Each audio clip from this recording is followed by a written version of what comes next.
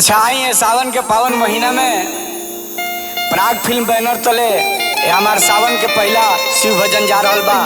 हमरा आशा न पूर्ण विश्वास बाटे कि आप तमाम भोजपुरिया समाज ये गीत के सुने जा, आशीर्वाद प्यार दुलार देहब जा।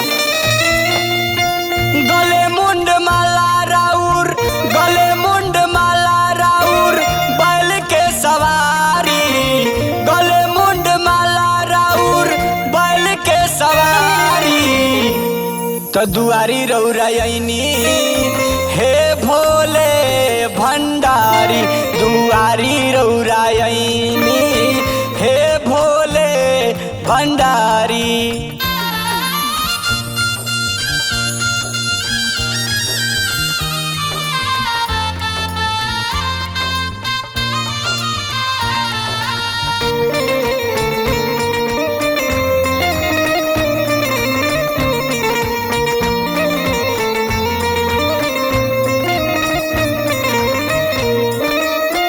हर हर बम बम हरे हरे रामा, हरदम लीलार परसो भेला चंदा मामा। हर हर बम बम हरे हरे रामा, हरदम लीलार पर हेले चंदा मामा। हे त्रिपुरारी तनी, हे त्रिपुरारी तनी हमरो ओर निहारी। तो दुआरी रौरयनी हे भोले भंडारी, दुआरी रौरयनी हे भोले भंडारी।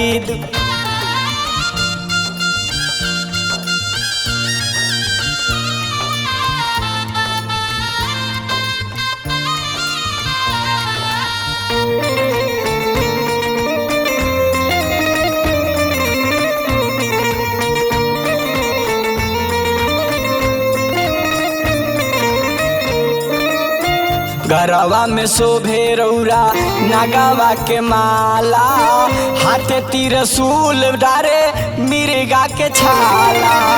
गलवा में शोभे रौरा नगावा के माला, हाथे त्रिशूल औरी कमर मिर्ग छाला। हे जटाधारी तनी, हे जटाधारी तनी हमरो वो निहारी। तो दुआरी रौरयनी हे भोले भंडारी, दुआरी रौरयनी हे भोले भंडारी, दुआरी रौरयनी हे भोले भंडारी।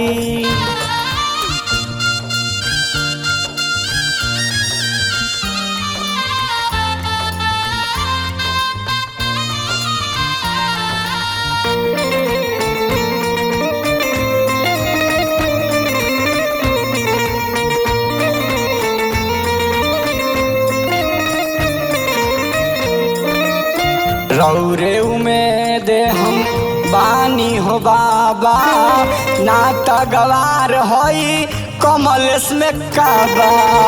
रौरे उमेद हम बानी हो बाबा, ना तगवार होई रोहित में काबा। हे त्रिपुरारी जनी, हे त्रिपुरारी जनी मुनवा के बिसारी।